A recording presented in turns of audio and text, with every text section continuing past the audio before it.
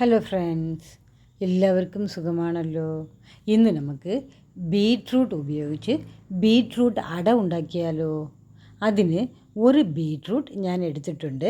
ഇതിനെ കഴുകി വൃത്തിയാക്കി ഗ്രേറ്റർ ഉപയോഗിച്ച് നമുക്ക് ഇതിനെ ഗ്രേറ്റ് ചെയ്ത് നമുക്ക് എടുത്ത് വയ്ക്കാം. ഒരു കപ്പ് തേങ്ങ വേണം. ഒരു കപ്പ് ഗോതമ്പ് മാവ് അല്ലെങ്കിൽ അരിപ്പൊടി എടുക്കാം. ഇവിടെ ഞാൻ ഗോതമ്പ് മാവാണ് എടുത്തിരിക്കുന്നത്. 100 ഗ്രാം ശർക്കര എടുത്തിട്ടുണ്ട്. ശർക്കര അല്ലെങ്കിൽ കരുപ്പട്ടി. 2 സ്പൂൺ പൊട്ടുകടല, 1/4 ടീസ്പൂൺ എള്ള്, 4 ഏലക്ക ചതച്ചെടുത്ത് വെച്ചിട്ടുണ്ട്. ആദ്യം നമുക്ക് ബീറ്റ്റൂട്ട് കഴുകി വൃത്തിയാക്കി നമുക്ക് ഗ്രേറ്ററിൽ നമുക്ക് ഗ്രേറ്റ് ചെയ്ത് എടുത്തു വയ്ക്കാം.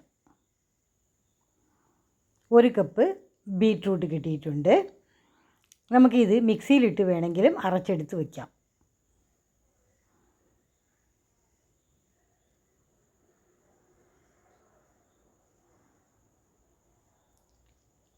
ശർക്കര ഉരുക്കി ശർക്കര പാനി ഒരു 3/4 ഗ്ലാസ് എടുത്ത് വയ്ക്കണം.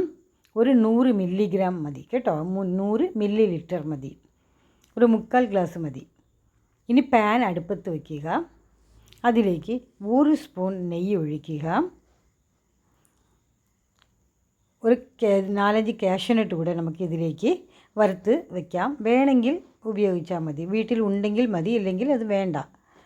ഇതിലേക്ക് ബീറ്റ്റൂട്ട് നമ്മൾ ഗ്രേറ്റ് ചെയ്ത് വെച്ചിരിക്കുന്നല്ലോ, അത് ഇട്ട് നന്നായിട്ട് നമുക്ക് ഇതിനെ വഴറ്റിയെടുക്കണം.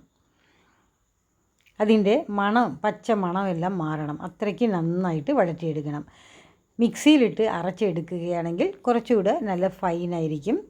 ഇതും നന്നായിട്ട് വെന്ത് കിട്ടും കേട്ടോ.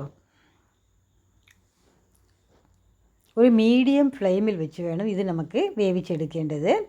ഇനി ഇതിലേക്ക് ശർക്കര പാനി കൂടെ നമുക്ക് ചേർക്കണം. കരുപ്പട്ടി ചേർക്കുകയാണെങ്കിൽ വളരെ ടേസ്റ്റായിരിക്കും.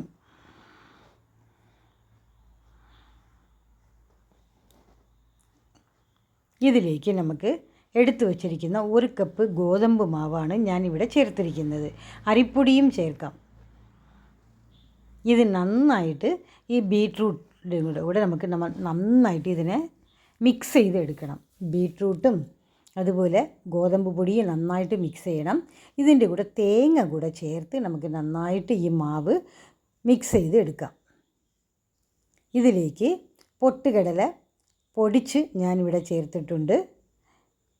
എള്ള് കൂടെ ചേർത്ത്, ഏലക്ക കൂടെ ചേർത്ത് നമുക്ക് അടുപ്പത്തിൽ നിന്ന് ഇറക്കി വയ്ക്കാം. ഇത് നന്നായിട്ട് തണുത്തോട്ടെ. തണുത്തതിന് ശേഷം നമുക്ക് കൈ കൊണ്ട് ഇതിനെ നന്നായിട്ട് നമുക്ക് കുഴച്ചെടുത്ത് വയ്ക്കണം. നന്നായിട്ട് കുഴച്ചെടുത്ത് വെച്ചിട്ടുണ്ട്. ഇനി നമുക്ക് ഇലയെടുത്ത് ഈ ബീറ്റ്റൂട്ടും അതുപോലെ ഗോതമ്പും കൂടെ നമ്മൾ മിക്സ് ചെയ്ത് വെച്ചിരിക്കണമല്ലോ, ആ മിശ്രമം ഇലയിൽ നമുക്ക് പരത്തി നമുക്ക് വേവിച്ചെടുക്കണം. 10 മിനിറ്റ് വേവിച്ചാൽ മതി.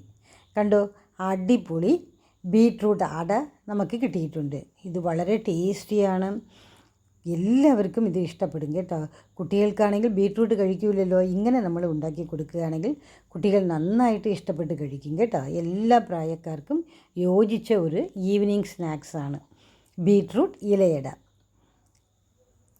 നിങ്ങൾക്ക് ഈ വീഡിയോ ഇഷ്ടപ്പെട്ടാൽ ലൈക്ക് ചെയ്യുക, ഷെയർ ചെയ്യുക. ഇതുവരെ സബ്സ്ക്രൈബ് ചെയ്യാത്തവർ സബ്സ്ക്രൈബ് ചെയ്യണേ.